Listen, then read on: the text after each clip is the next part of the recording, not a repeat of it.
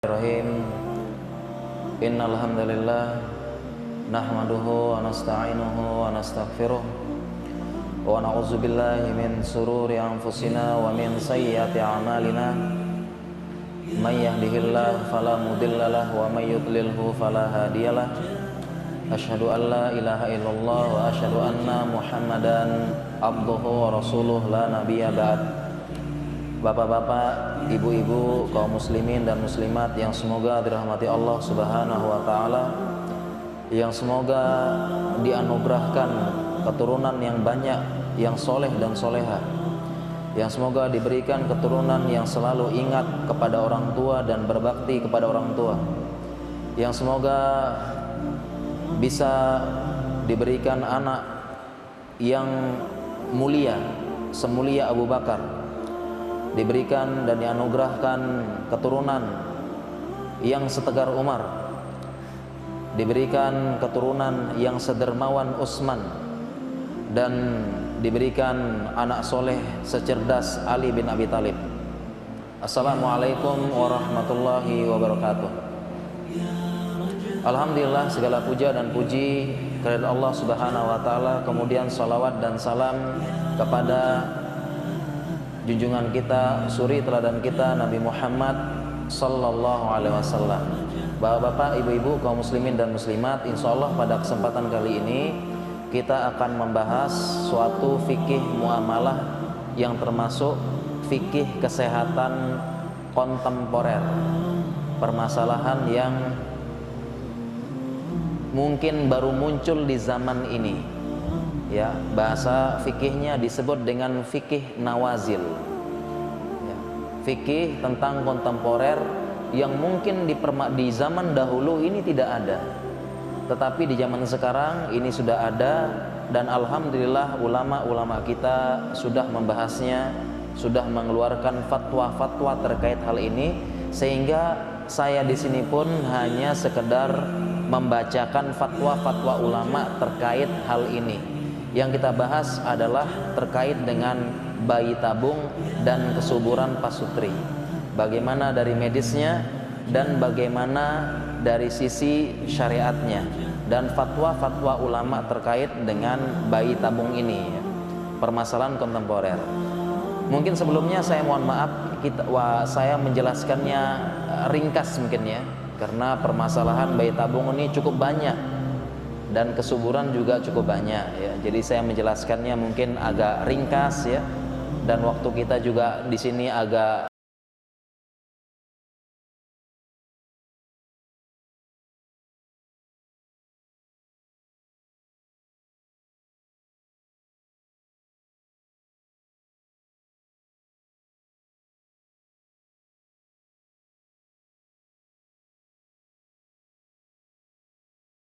yang ada pada saya. Baik ya, Bapak Ibu sekalian, terkait fikih muamalah ya, fikih kesehatan kontemporer bayi tabung, perlu diketahui yang namanya bayi tabung ini adalah istilahnya orang awam. Istilahnya orang awam. Awam dalam bidang kesehatan. Namanya bayi tabung. Ya, jadi jangan dipahami bayi tersebut makna zohirnya ya, bayi di atau di film-film ya, di film-film, di komik-komik ya, ada bayi masuk dalam tabung, nanti tabungnya ada airnya, jadi tumbuh besar dan sebagainya. Ini bukan begitu maksudnya ya. Ya, mungkin ada sebagian seperti itu ya, mengikuti film. Ya, makanya kadang-kadang ini film ini perlu kita luruskan ya, apalagi filmnya terkait dengan masalah kesehatan ya. Ya, kadang-kadang ada film ya, istilahnya film ini tidak kurang mendidik ya, sebagian maksud saya, tidak semuanya. Sebagian ini film kurang mendidik tentang ilmu kedokteran ya. Ilmu kedokteran ya. Misalnya apa namanya, selesai operasi ya. Selesai operasi, dokternya keluar masih pakai baju operasi. Ya, kemudian keluarga pasien datang, "Dok, gimana hasilnya, Dok?" gitu ya. Pasiennya, dokternya keluar pakai pakaian operasi. Kita serahkan kepada yang di atas. Padahal kenyataannya tidak boleh begitu. Ya, baju operasi harus di ruang operasi. Kalau keluar harus ganti baju. Ya, banyak sekali ya. Yang lain-lainnya pasang infus gitu ya, dan sebagainya. Kemudian kalau apa namanya, kalau ada pasien gawat itu kok ceritanya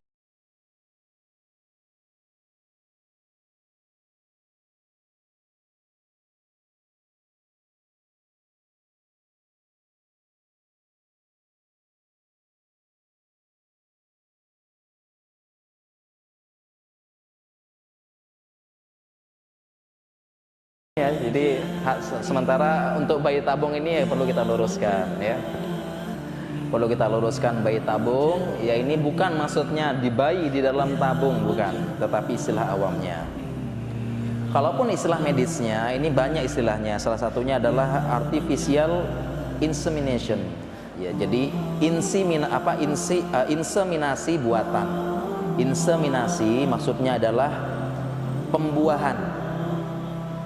Ya, maksudnya adalah pembuahan buatan. Ya, pembuahan buatan.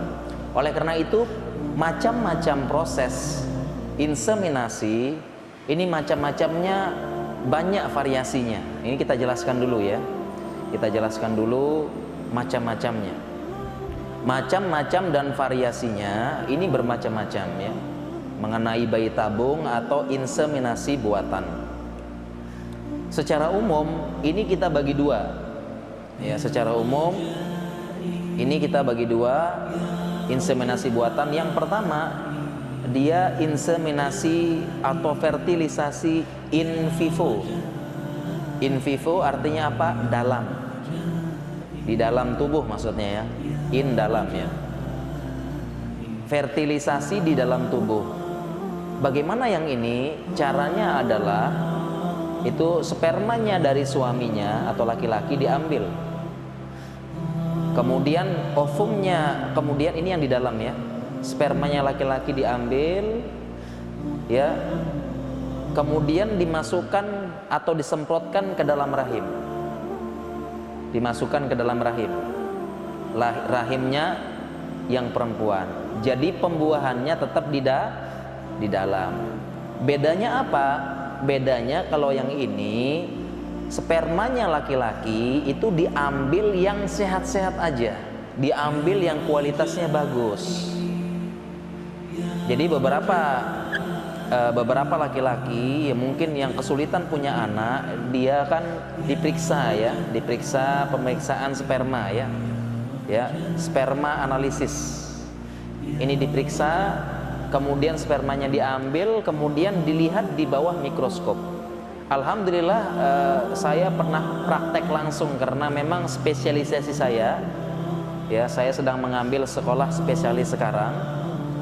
Spesialisasi saya di bidang itu sehingga saya langsung praktek, ya langsung praktek di situ. Bahasa kita itu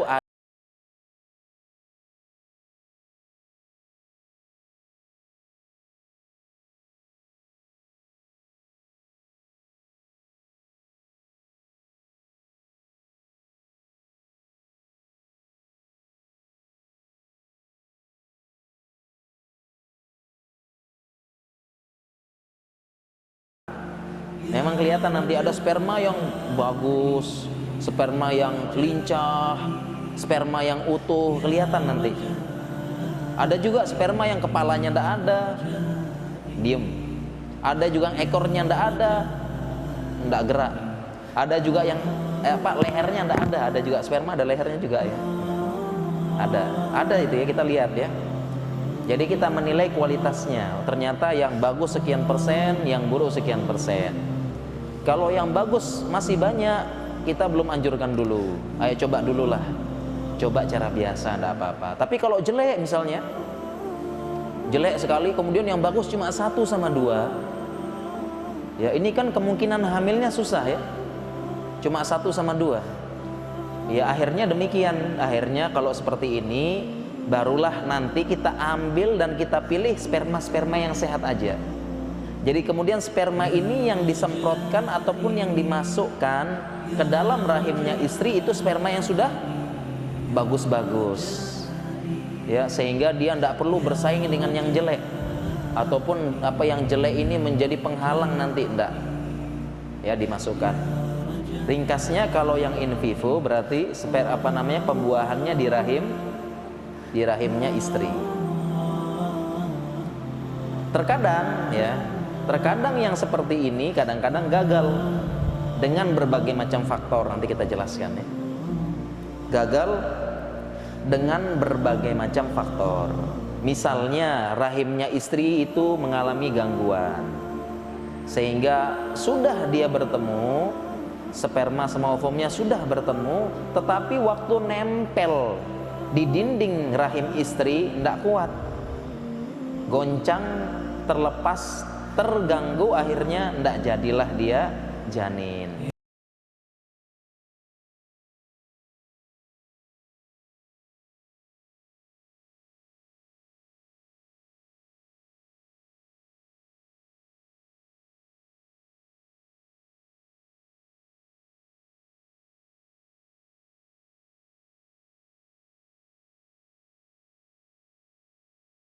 Caranya tadi sama, spermanya laki-laki, suaminya, diambil ovumnya istri, kemudian dipertemukan di luar.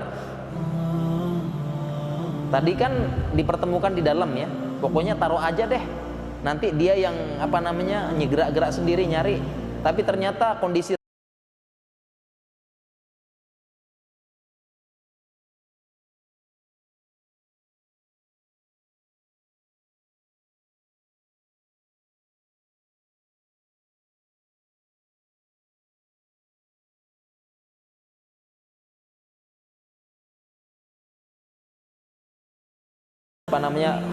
seperti ini.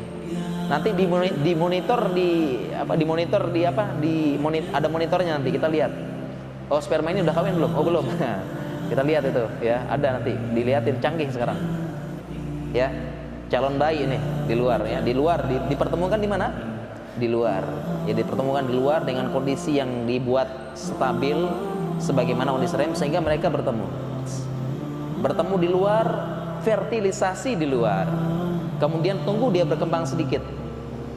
Ada tuh monitornya, kita lihat nih, oh ini calon bayinya bapak ini sama ini, oh ada, oh kita lihat mulai kembang, gerak-gerak ya. Setelah sudah agak stabil sedikit, barulah yang sudah pembuahan ini barulah di luar, berarti ya di luar ya, barulah ditanamkan kemana? Rahimnya istri. Ini disebut dengan fertilisasi ya, in vitro di luar ya. Paham ya dasarnya dulu ya. Jadi pakai tabung apa ini ya? Nggak ada ya tabung-tabungan ya. Nggak ada ya, ditemuin terus masuk tabung, nanti tabungnya nanti ini ya, bayinya muncul di tabung ya, bukan ya. Bukan seperti itu. Jadi ini istilah saja. Kemudian juga saya jelaskan juga ya, ada beberapa macam yang lain ya, ada beberapa macam yang lain, saya jelaskan sedikit ya. Yang yang in vitro tadi, pembuahan di luar ya, pembuahan di luar ini kan dibuahi ya, dibuahi di luar, spermanya suami, spermanya istri, ditambah pembuahan di luar. Kadang-kadang ini bisa ditanamkan di rahim orang lain.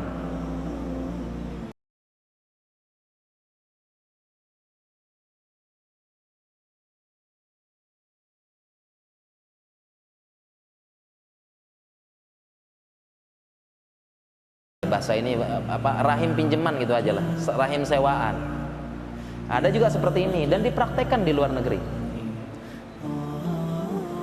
Dipraktekkan kalau ada indikasi rahimnya istri tidak kuat, banyak gangguannya, sehingga bisa jadi pembuahan ada, pas nempelnya tidak kuat, nempel ke dinding rahim istrinya tidak kuat, pokoknya bermasalah deh, nanti kita jelasin macam-macam masalahnya ya, tidak kuat, akhirnya terpaksa harus nempel ke rahimnya orang lain, tapi spermanya suami istri nempel.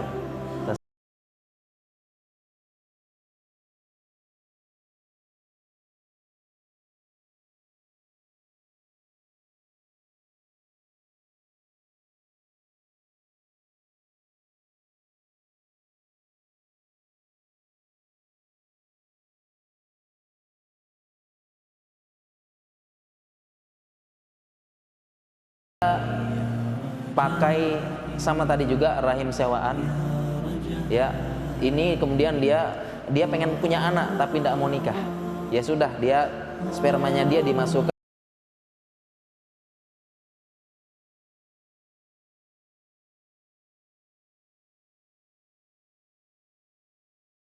jangan sebut nama ya. Ada berapa orang demikian di luar negeri ada. Ya. Karena katanya orang ini sudah tidak, dia orang ini sangat kaya. Ada nih, kalau saya sebutkan kata kuncinya tahu orangnya ya. Terkenal. Orang ini sangat kaya, terkenal, uangnya banyak, pemain bola itulah. Ya. Kaya, terkenal, ganteng lagi, gagah, uang banyak. Sudah punya 3 anak hasil bayi tabung. Dan ibunya sampai sekarang tidak ada katanya ya. Iya, memang tidak ada. Nah, seperti itu. Kenapa seperti ini? Karena memang beritanya sudah tidak percaya dengan yang namanya perkawinan dan pernikahan. Tidak percaya. Dia kaya raya, menikah nanti sebulan cerai. Nanti duitnya dibagi 2. Tidak mau dia. Kan gitu. Makanya tidak heran sebagian kita ketemui mereka itu hamil dulu baru nikah, karena memang suatu hal yang suci pernikahan sudah tidak dipercaya lagi. Berbeda dengan umat Islam, masya Allah, pernikahan yang ditunggu-tunggu ya, dan sehal yang sakral katanya ya, dinanti-nantikan hari pernikahan. Jodoh tak kunjung datang tapi, nah gitu ya. Iya. Jadi seperti itu, ya, seperti itu ya. Jadi prinsip dasarnya seperti itu. Begitu juga yang lain juga ada nih, perempuan tidak mau nikah tapi pengen punya anak. Sama juga ya, dia bahasanya nih beli sperma orang. Atau pengen anaknya pinter, dia cari, dia minta spermanya orang hebat terkenal, tanamkan ke rahim saya pengen anak saya ganteng seperti dia. Nah gitu ya, pengen pinter seperti dia, mencari keturunan. Atau bahkan saya pernah dengar dulu, benar apa tidak, itu katanya spermanya orang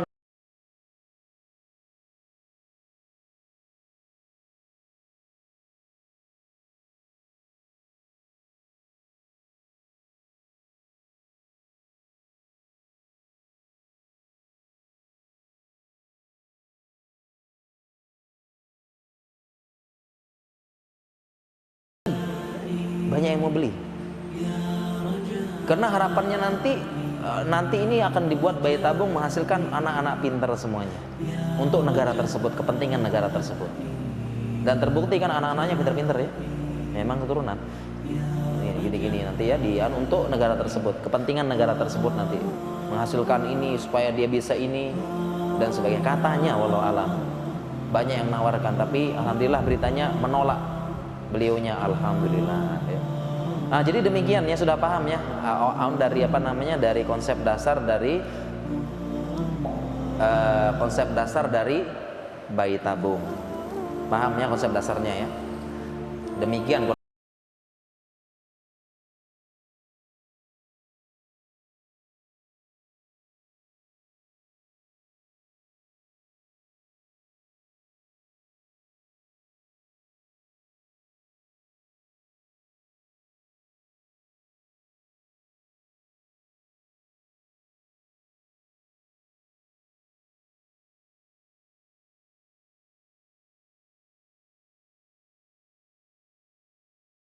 Ini harapan saya nanti kita banyak tanya jawab aja ya, karena kalau materi tidak cukup waktu kita ya, nanti kepotong, nanti waktunya kurang cukup. Jadi harapannya kita banyak tanya jawab saja ya. Kalau ada yang pertanyaan silahkan langsung ditulis, kita banyak tanya jawab nanti ya, supaya bisa tukar informasi dan tukar info ya. Mungkin ada kasusnya begini, saya belum tahu, nanti saya cari ya, tanya ya.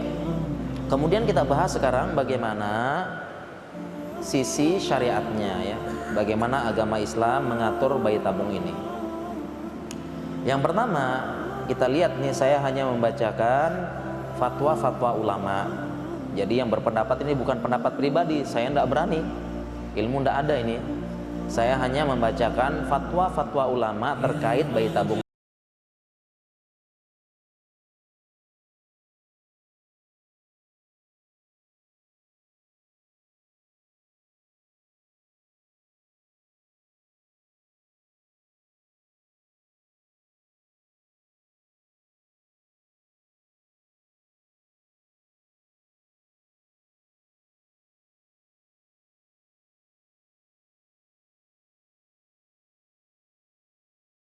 Ya, dalilnya dalam Al-Qur'an di mana Allah berfirman, "Wa yaj'alu ma yasha'u aqima."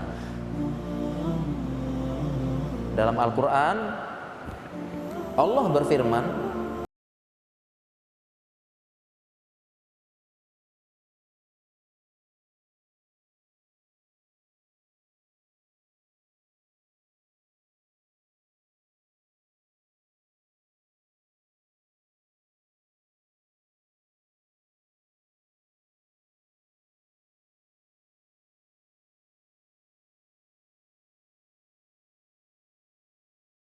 apa?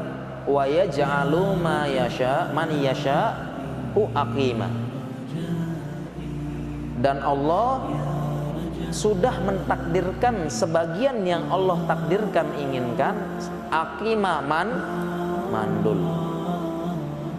Jadi sebagian ulama bilang yang mengharamkan ini tidak boleh total. Kalau memang sudah tidak punya anak, mandul sudah. Takdir Allah, dan Allah sudah takdirkan demikian. Sesuai dengan Allah takdirkan. Tidak boleh. Terlebih-lebih lagi dalam proses bayi tabung ini memang ada beberapa hal yang memang melanggar syariat. Terlebih-lebih lagi dalam proses bayi tabung ini memang ada beberapa hal yang melanggar syariat. Oleh karena itu contohnya yang mengharamkan secara total, contohnya adalah Syekh Albani misalnya. Fatwanya la yajuzu li anna hadzan naqlu laqla yaltazimu ala aqalli ayyaksifat tabibu an aurati zaujah. Ini fatwanya Syekh Albani. Bayi tabung. Katanya tidak boleh bayi tabung. Karena pemindahan seperti ini ya, ini melazimkan paling minimal itu nanti dokter akan melihat auratnya perempuan, menyingkap auratnya, bahkan melihat aurat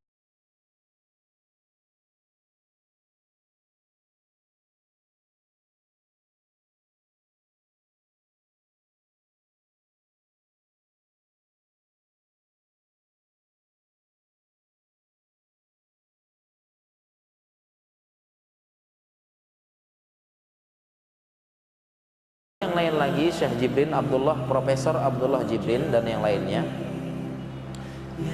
ya, beliau berfatwa juga ini beliau tidak boleh. Kita bacakan fatwanya ya. Ba'da yusamma hadza tiflu al-anabi, ada anabiba wala aro jawazahu ya, bal alal muslim ayyaqna'a bima kataballahu kama qala ta'ala wa yaj'alu ma yasha'u aqima fa hadza qada'ullah. Beliau mengatakan mengenai tiflul anabib, nah bahasa Arabnya bayi tabung itu tiflul anabib. Mengenai bayi tabung ini katanya beliau, fala aro jawazahu, tidak boleh katanya. Bahkan alal muslimi ayakna'ah, harusnya dia qanaah menerima ma kataballah, apa yang sudah Allah takdirkan pada dia. Sebagaimana firman Allah, wa yaj'alu ma yasha'u aqima. Sebagaimana Allah sudah menetapkan dan Allah jadikan takdirkan sebagian yang Allah inginkan aqima mandul.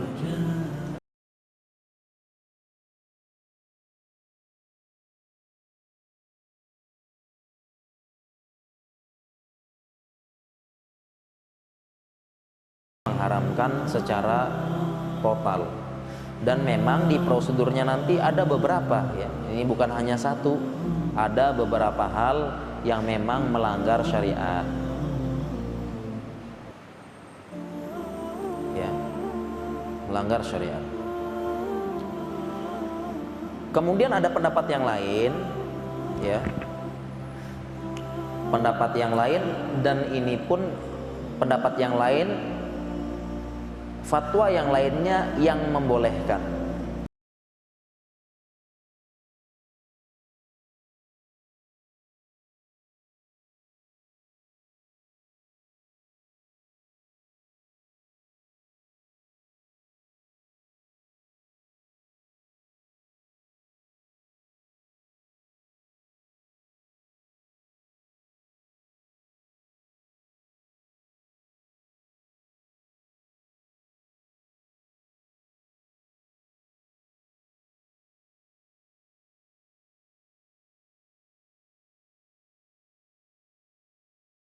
Yang pertama itu sperma sama ovum harus dari suami istri yang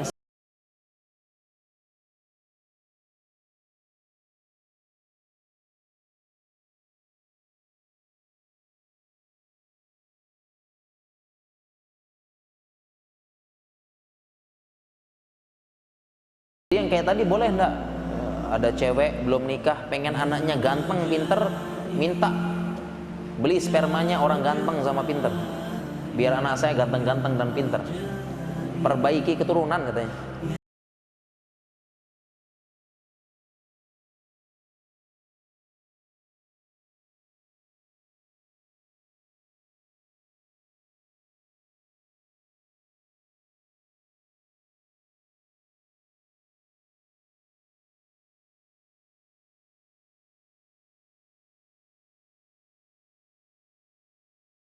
Jadi boleh tidak tadi spermanya suami, sel ovumnya istri dibuahi di luar, tetapi ditanam di rahimnya perempuan yang lain. Ini boleh apa enggak? Tidak boleh. Rinciannya ini dari fatwa yang membolehkan.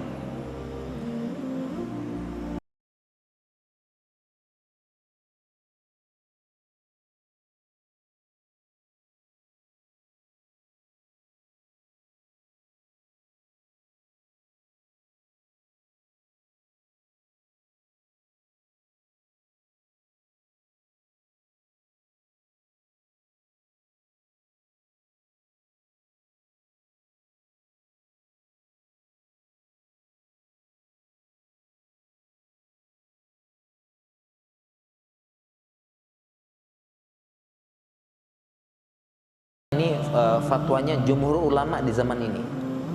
Di zaman ini maksudnya membolehkan tadi ya. Kemudian syarat yang selanjutnya yang kedua adalah karena ya al-hajatul mulihah, karena kebutuhan yang mendesak. Karena tidak mungkin lagi hamil bitisoli tobi'i, tidak bisa lagi hamil karena dengan metode yang alami. Jadi syarat kedua apa? Syarat kedua adalah karena kebutuhan mendesak alias jalan terakhir.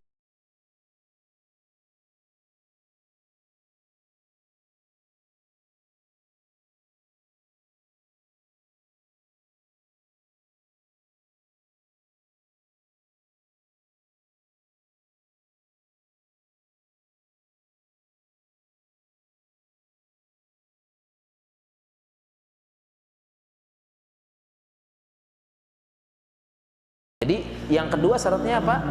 Jalan terakhir. Karena memang ini darurat dan beberapa prosedurnya melanggar syariat memang. Ya, beberapa prosedurnya melanggar syariat. Jadi harus di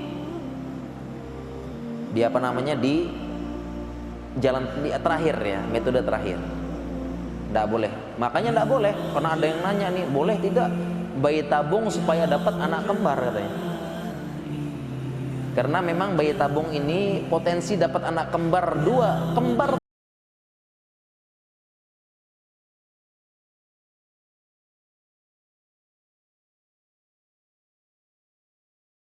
Saya itu di waktu saya belajar di Permata Hati namanya ya. Biasanya namanya klinik Permata Hati ya, belajar di situ ya. Belajar lihat di sana. Biasanya kemudian ada foto-foto bayi yang berhasil dari bayi tabung. Itu ada foto-fotonya tuh. Saya lihat, kembar dua, kembar tiga, langsung senang luar biasa itu. Ya, nggak punya anak sekian tahun tiba-tiba kembar tiga, ya Allah, langsung apa namanya? Wah, ini rezeki luar biasa udah ini ya. Lihat ada foto-fotonya kembar, ada kembar dua, kembar tiga, ada. Semua foto-foto yang berhasil ada fotonya di situ saya lihat. Sehingga nggak boleh ini ya, pengen bayi tebang. Kemarin ada yang nanya kemarin, saya tuh pengen bayi kembar, boleh bayi tabung enggak? Saya bilang enggak boleh. Ya, enggak boleh. Enggak boleh, jalan terakhir. Kemudian syarat selanjutnya ayyagliba ala zonni tabibi al-mu'alaja alla darara min ikhrajil amaliyah. Min ijra'il amaliyah. Kemudian yagliba zon, sangkaan kuat ya ketika melakukan proses ini tidak ada bahaya, tidak ada bahaya, tidak boleh ada bahaya. Dan kalau kita lihat fakta di lapangan memang tidak ada bahaya, insya Allah tidak ada bahaya.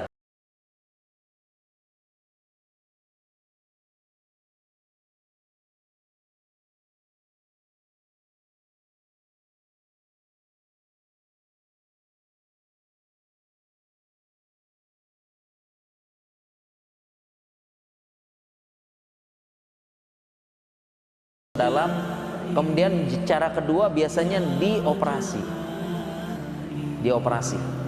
memang dioperasi dan baru ditanamkan. Dan sekarang sudah canggih, bisa pakai mirip-mirip dengan laparoskopi namanya, artinya dia cuma ndak dirobek perutnya tapi ditusuk, dilubangin, nanti masukin situ disemprot gitu. Ada metodenya.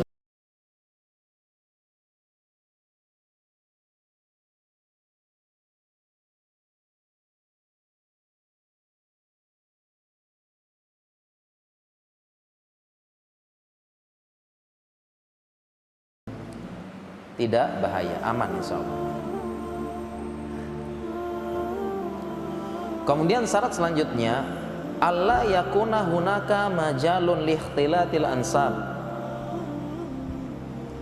Selanjutnya, syarat selanjutnya adalah tidak ada kemungkinan tercampurnya nasab.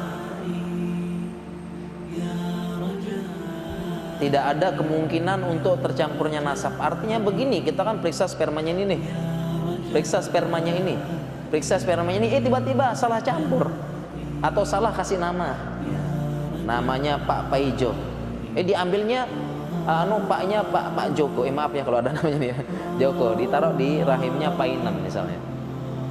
Ya maaf ya kalau ada yang namanya ini contoh ya. Ini kan tercampur jadinya ya. Jangan sampai, karena dalam syariat Islam percampuran nasab ini bukan main-main ini. Ini berat urusannya kalau percampuran nasab dalam Islam. Ini tidak main-main. Bukan perkara remeh, setengah remeh. Percampuran nasab dalam Islam itu dianggap urusan besar dalam Islam. Banyak nanti ada warisan, kemudian juga klaim doa dan sebagainya, banyak. Sehingga dalam Islam ini urusan percampuran nasab ini tidak main-main, luar biasa. Makanya zina itu benar-benar dicela dalam Islam. La taqrabuz zina innahu kana fahisyatan wa sa'a sabila. Sungguh perbuatan yang benar-benar keji. Bahkan puncaknya orang yang berzina kemudian sudah menikah, sudah merasakan hubungan halal, dia berzina, ancamannya, hukumannya adalah dirajam. Makanya tidak main-main zina ini. Campuran nasab ini bukan perkara sepele, ya, bukan perkara sepele. Tetapi kalau kita lihat fakta di lapangan, ya, yang saya lihat langsung, pertukaran nasab ini bisa dibilang sulit terjadi, ya, sulit terjadi. Ya. Pertama karena memang yang melakukan terapi bayi tabung ini pertama masih sedikit, sosialisasinya belum banyak.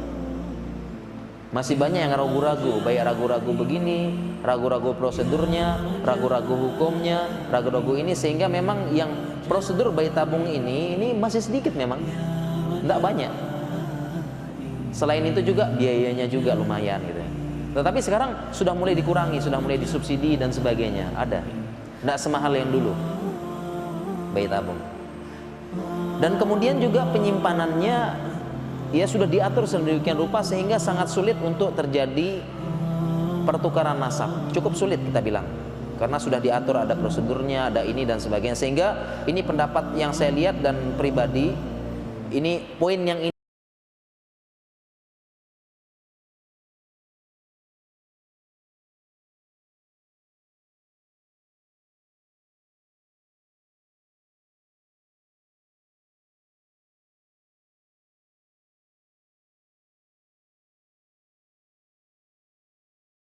pertukaran nasab.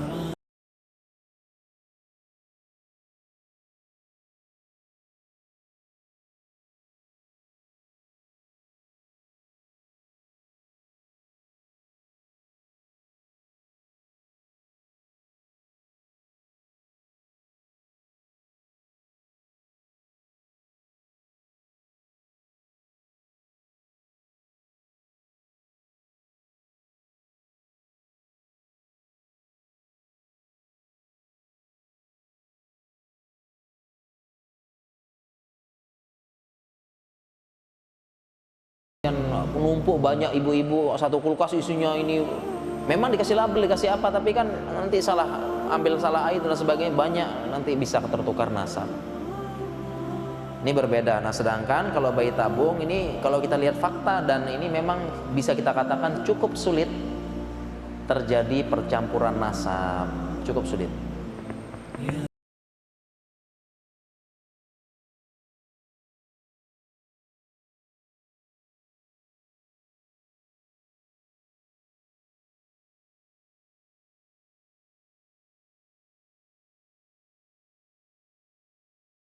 Ya, dan fakta-fakta di lapangan, sehingga praktek yang selama ini saya lihat ya di klinik Permata Hati, terutama di Indonesia ini yang masih masih adat ketimuran ya, masih menjunjung tinggi pernikahan sakral di Indonesia ini, praktek yang dipraktekkan di rumah sakit di Indonesia memenuhi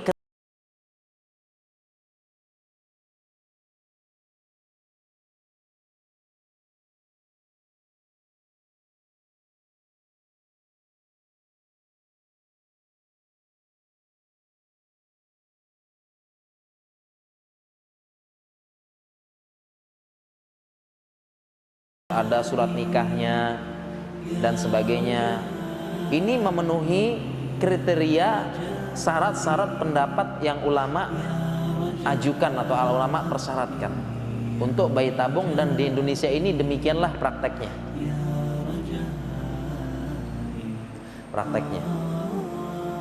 Kalau masih ragu-ragu, nanti silakan tanya dulu prosedurnya ya. Tanya dulu, datang ke rumah sakitnya, tanya prosedurnya gimana, sudah memenuhi syarat ulama yang tadi tidak. Kalau iya berarti hukumnya boleh dengan fatwa ulama ya. Mohon maaf, bukan fatwa saya, fatwanya ulama. Ini boleh.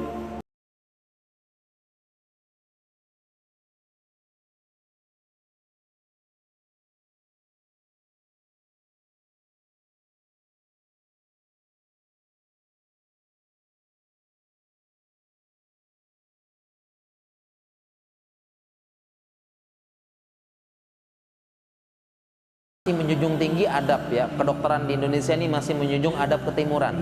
Beberapa guru saya ahli bedah plastik itu tidak mau pasang operasi implan payudara, tidak mau dia, tidak mau, padahal bisa,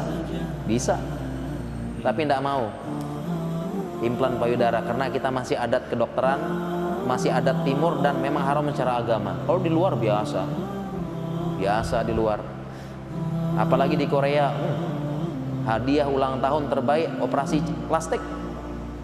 Itu di Korea ya. Ya, Korea ya. Lihat ibunya ganteng, ibunya gagah. Ibunya gagah lagi. Bapaknya ganteng, ibunya cantik, anaknya keluar. Astagfirullah.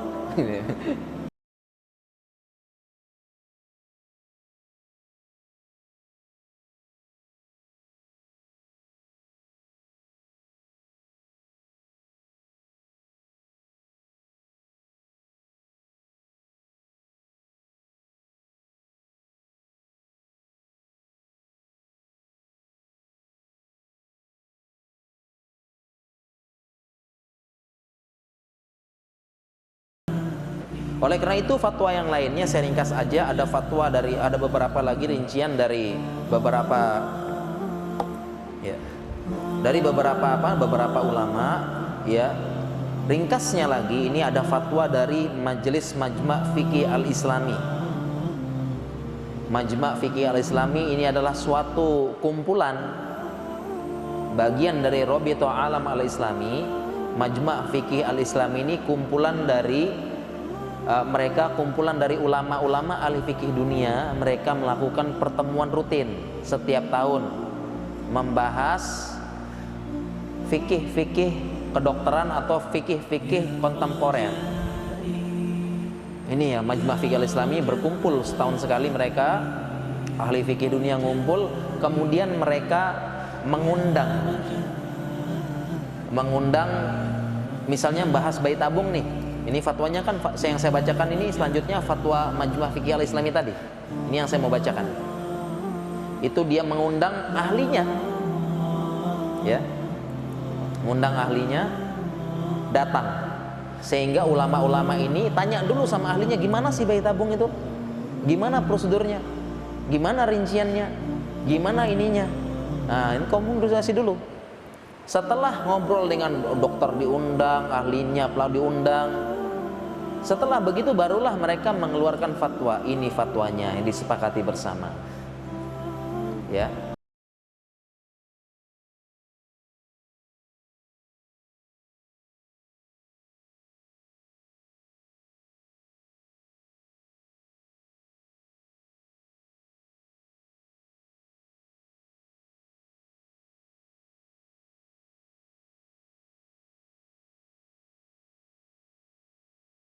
Dari pemahaman yang memberikan fatwa.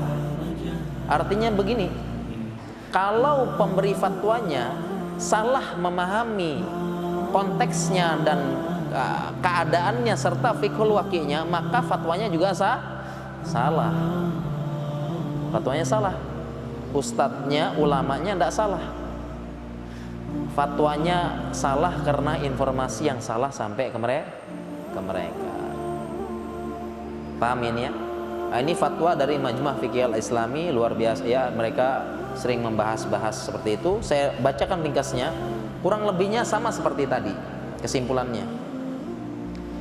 Intinya bayi tabung ini haram kalau tidak boleh dari suami istri, tidak boleh, dan haram juga kalau ditaruh hasil pembuahannya di bukan rahim istri. Ini fatwanya Majma' Fiqih Al-Islami, ini ringkasannya ya, tidak boleh. Tadi berarti surrogate mother tadi boleh enggak? Enggak boleh ya. Kemudian bayi tabung sumbernya sepasang suami istri merupakan jalan terakhir yang ditempuh. Ini fatwanya Majma' Fiqih Al-Islami. Ingat sama ya kurang lebihnya ya. Jalan yang ditempuh. Salah satu alasan yang diperbolehkan adalah untuk pengobatan dan penyembuhan penyakit mandul. Ya. Jadi ulama ini bisa dibilang tidak setuju dengan tidak boleh bayi tabung dengan ayat yang tadi, wa yaj'alu may yasha'u aqima.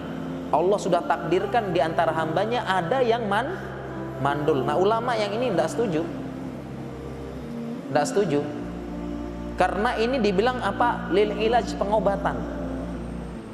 Nah, ini pengobatan, ini bayi tabung termasuk metode pengobatan, bukan metode untuk menentang takdir Allah dan sebagainya. Katanya ulama yang ini memang benar ya tadi, benar.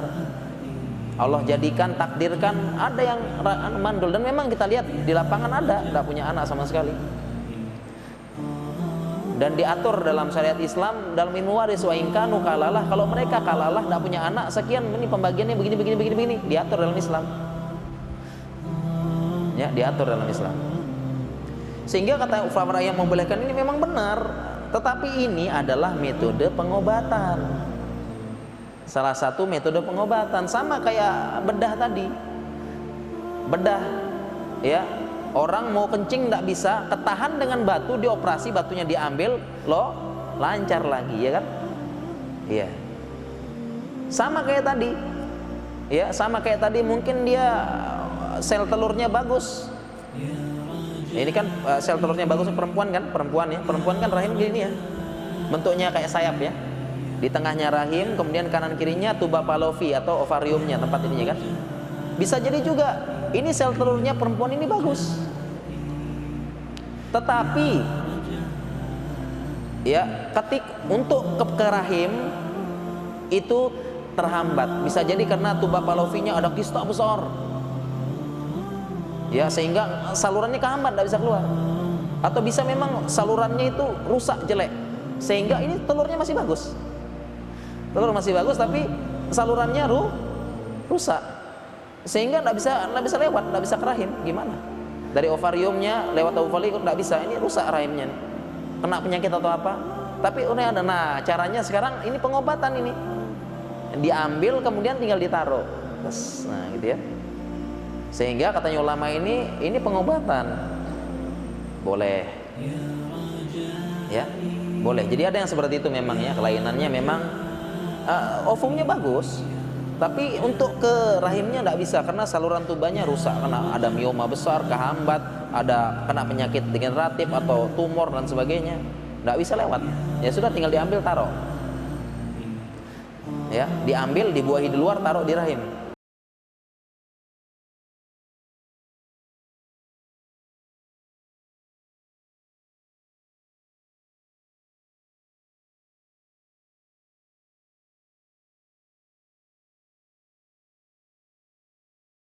Kan ya, ya. Kemudian selanjutnya syarat dari fatwa Majma' Fiqih Al-Islami,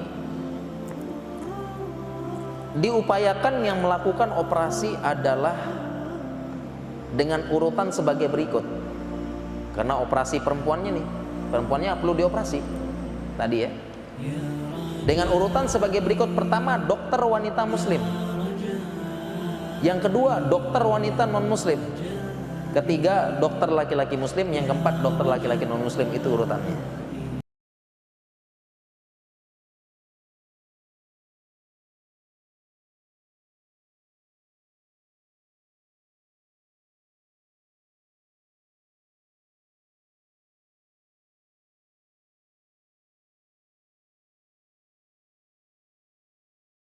Yang dokter kandungan yang ngambil subspesialis, jadi dia sekolah lagi.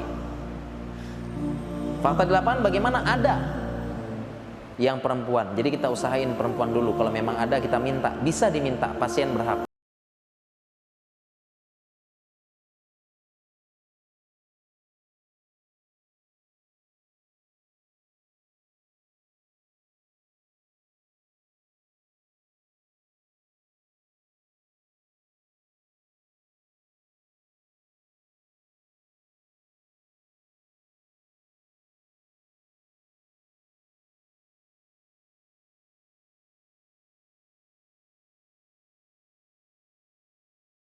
Mengeluarkan, maaf ya, maninya ya, bahasa netralnya. Ketika manusia suami mengeluarkan maninya, itu harus pakai tangannya istri.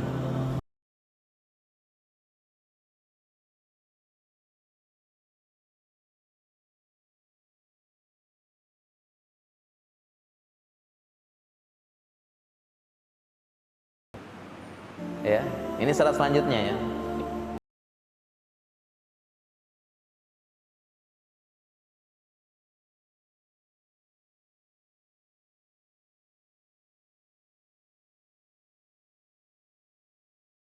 Begitu masuk kan orientasi nih kan, orientasi. Begitu masuk, nih Pak Dokter, ini ruangannya, surga laki-laki katanya. Ruangannya nih, nanti dia ngeluarinnya di sini, ruangan tertutup. Kemudian dibilang, nih ada filmnya Pak Dokter. Oh jangan. Ada filmnya. Jangan, udah. Ada filmnya. Itu udah mau diginiin sama anunya tuh. Ada filmnya kan. Oh jangan.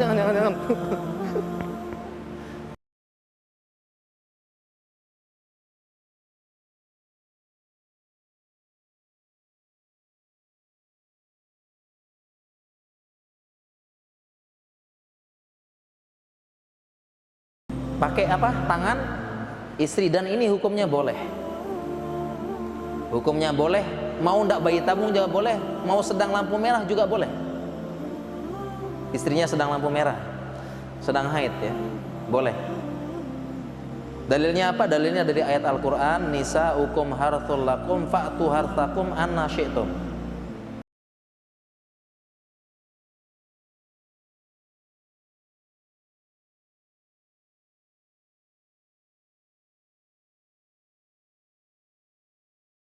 Ulama menjelaskan boleh pakai tangan ya. Dari Al-Mawardi mengatakan li zauji al-istimta'u bi zaujatihi kulla waqtin ya, ala ayyi sifatin kanat iza kana fil qubuli walahu ila istimta'u biyadiha.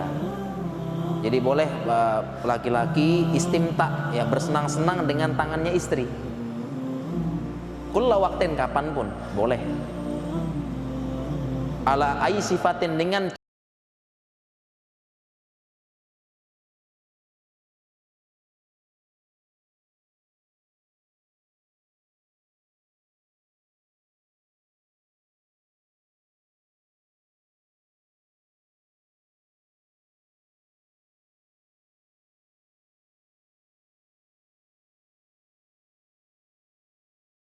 dikasih tahu nih, silakan Pak filmnya. Oh jangan, pakai tangannya istri.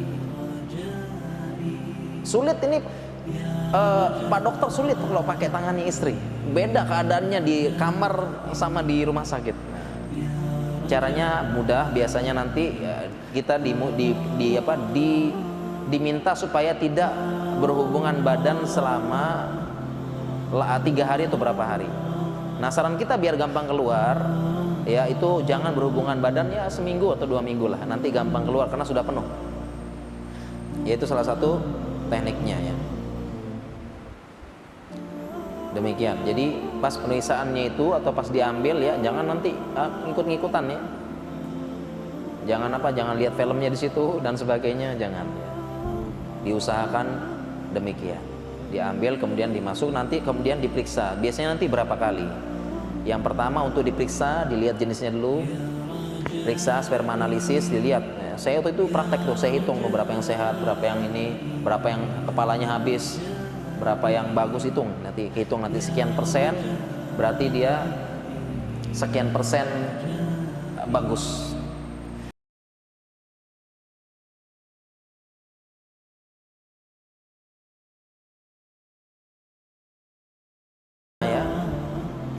Biasanya sebelum bayi tabung ini kalau beberapa kita lihat tadi kan hasil spermanya ya, spermanya kita lihat, ternyata misalnya mungkin spermanya ya bagusnya 40%, 50%. Nanti biasanya dianjurkan dulu untuk minum obat supaya penambah kesuburan laki-laki ya. Obatnya seingat saya clomifencitrat namanya, jangan dibeli lu ya, nggak boleh juga ya. Ya. Itu untuk meningkatkan kualitas sperma laki-laki.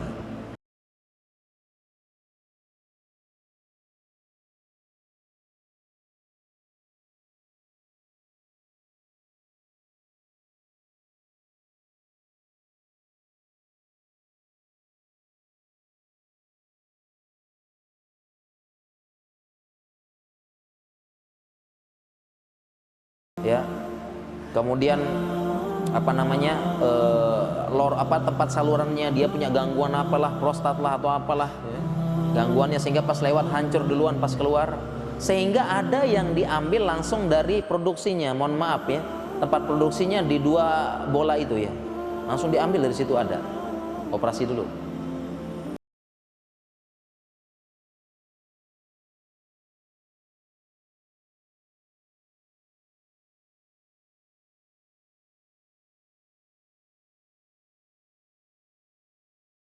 Faktor yang lainnya ya, mungkin laki-lakinya mungkin kerjanya contohnya bisanya sopir ya, sering duduk kemudian panas sehingga kualitasnya rusak, dan banyak yang lain faktornya, pola hidupnya, dan banyak faktornya yang memang sudah dijelaskan juga, banyak sekali ya yang mempengaruhi.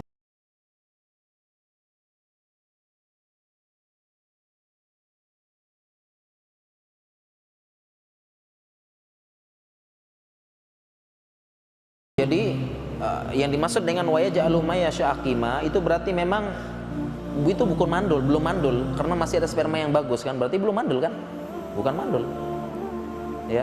Jadi tidak tepat mengharamkan dengan ayat yang tadi karena belum mandul, cuma kualitasnya adalah yang bagus gitu ya, walaupun 20%, 30% bisa dipakai, ada harapan gitu. Kalau yang rusak tadi memang sulit, nggak bisa. Kalau yang kepalanya hilang, ekornya hilang tadi itu nggak bisa.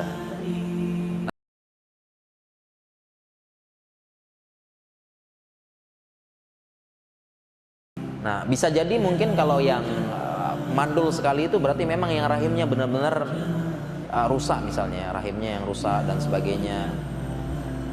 Ya, ataupun juga bisa juga penyebabnya adalah ini mungkin yang paling agak sulit, yaitu istri dia mengeluarkan antibodi terhadap sperma suami. Jadi sperma suami begitu masuk langsung diserang sama antibodinya, imunnya. Ini yang agak sulit. Jadi istri menghasilkan antibodi, sistem imun lah istilahnya ya, yang dia sensitif sama sperma suami. Jadi begitu masuk spermanya dianggap ini bakteri, ini salah tangkap. salah satu kelainan imunitas. Sperma masuk ini, padahal sperma masuk pengen mencerahkan ini. Pengen mencerahkan, pengen memberikan kehidupan yang lebih baik, ini dianggap serangan. Bah, kayak bakteri masuk. Nah, ini antibodinya nyerang istrinya, ini yang agak sulit. Ya, salah satu penyakit yang tidak punya anak tuh itu. Perempuan menciptakan antibodi terhadap sperma suami.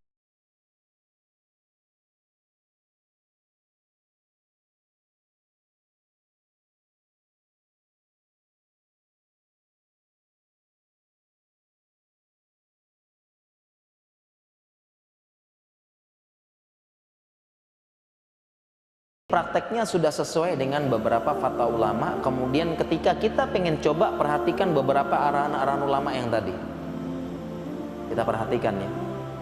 Karena mau tidak mau, bayi tabung ini pertama memang jalan terakhir darurat, dan memang beberapa melanggar syariat yang ini diperbolehkan dengan syarat, dengan kaidah ad-daruratu tubihul mahzurat. Darurat membolehkan hal-hal yang dilarangkan, dan memang kita mendahulukan maslahat yang lebih besar. Maslahat yang lebih besar. Ya. Mendahulukan maslahat yang lebih besar.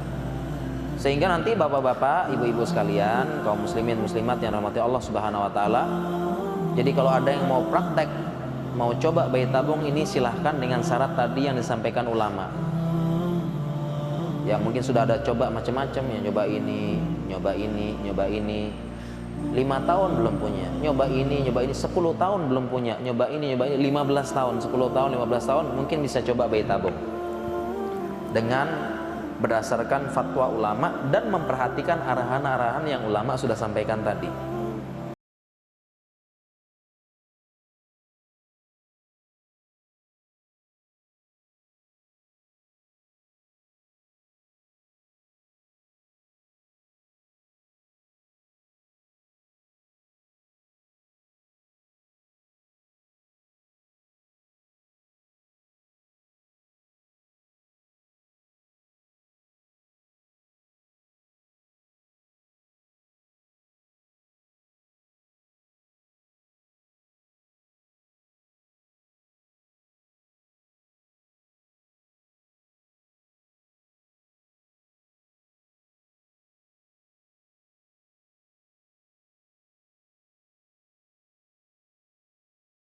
Tetapi yang berhasil alhamdulillah, kalau yang 3 sama 4 nih alhamdulillah. Makanya ya Allah, kita juga ikut senang jadinya ya. Yang dia hamil, yang dia punya anak, wow, itu biasanya syukuran nanti di Permata Hati. Saking gembiranya. Ya. Dokter-dokternya dikasih hadiah, dikasih ini dan sebagainya. Saking senangnya luar biasa. Kenapa masa enggak senang? Bagaimana enggak senang penantian 10 tahun, 15 tahun tiba-tiba dapat anak kembar, ya Allah. Ya, anak kembarnya laki-laki.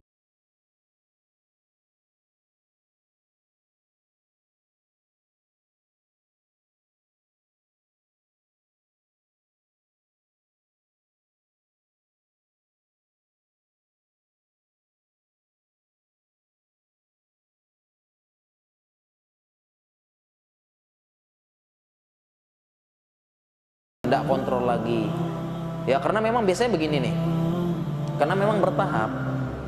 Jadi ada yang sebagian orang ya, ada yang saya tahu dia periksa tapi tidak sabar menjalani, tidak sabar konsultasi, sudah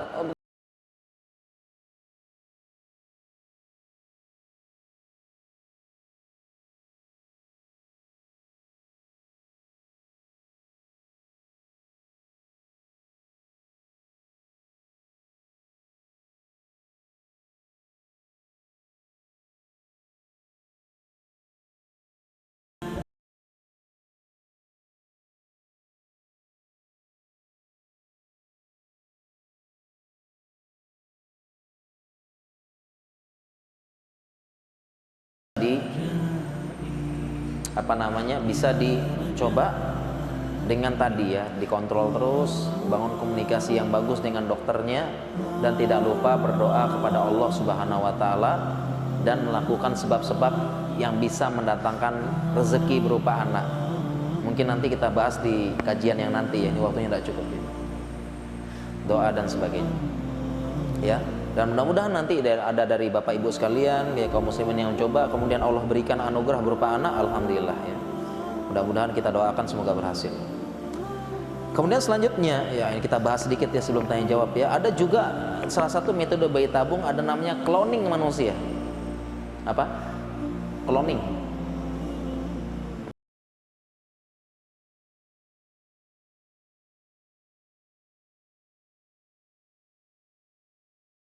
Akhirnya ada klaim dari orang yang dia berhasil melakukan cloning. Cloning ini dia tidak butuh proses aseksual, tidak butuh proses pembuahan, cukup diambil gennya saja, kemudian gennya nanti dikembangkan sedemikian rupa, kemudian baru ditanam ke dalam rahim. Ya, saya baca ilmuwan ini dia mengklaim sudah berhasil mengkloning hewan kambing namanya Dolly, namanya dikasih nama. Dan setelah saya baca-baca, ternyata fatwa ulamanya sudah keluar. Fatwa ulamanya sudah keluar setelah baca-baca ini. Baca-baca fatwa ulamanya keluar. Pertama dari fatwa Syabakah Al-Islamiyah, Al-Istinsah, bahasa Arabnya bayi cloning itu Al-Istinsah. Ya.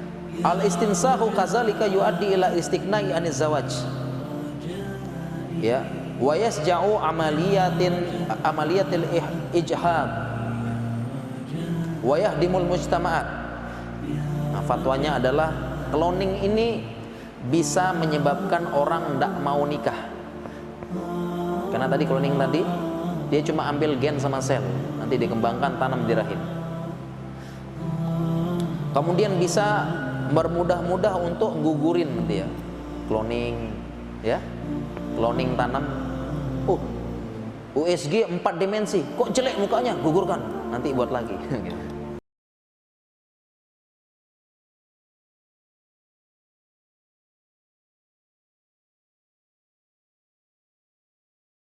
Juga Majmu' Fiqh Islami mengeluarkan juga tahrimul istinsakh al-bashari bi tariqataihi al-mazkurataini bi ayyi tariqatin ukhra tuaddi ila takathuril bashari. Haram hukumnya cloning manusia, enggak boleh. Dengan cara apapun yang bisa mengantarkan memperbanyak keturunan. Cloning manusia haram, apapun tujuannya katanya. Tetapi setelah membaca-baca, kemudian saya diskusi dengan beberapa teman dokter, ternyata cloning manusia ini sampai sekarang belum terbukti secara ilmiah keberhasilannya. Hanya baru sekadar klaim. Cloning hewannya juga enggak. Kalau cloning tumbuhan ya bisa, karena aseksual bisa. Ini klaimnya tidak tepat. Ya, klaimnya tidak tepat. Tapi fatwanya sudah ada, saya baca loh, sudah ada ya. Mungkin ulama sudah hati-hati.